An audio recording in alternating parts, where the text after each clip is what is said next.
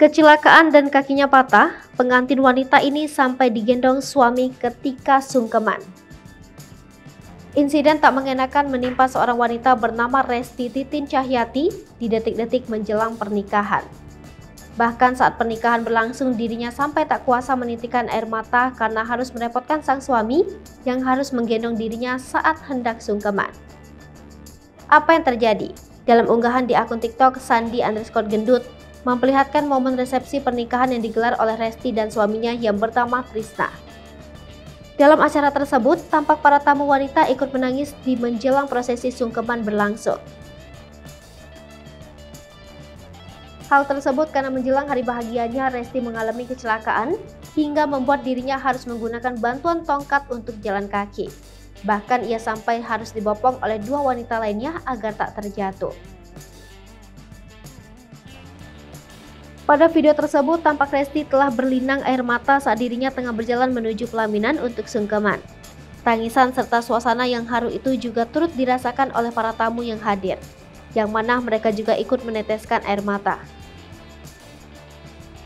Saat hendak naik ke pelaminan, Resti pun harus digendong oleh sang suami karena kondisi kakinya yang belum memungkinkan untuk berjalan sendiri dan dalam waktu yang cukup lama. Saat prosesi sungkeman berlangsung, tangisan pun semakin pecah. Baik Resti maupun sang suami sama-sama terbawa suasana yang membuat air mata mereka tak bisa terbendung. Sontak saja unggahan tersebut juga ramai dikomentari oleh warganet. Banyak di antaranya yang mengatakan jika menjelang hari bahagia, pengantin wanita khususnya daerah Jawa dilarang berpergian agar terhindar dari sesuatu yang tak diinginkan.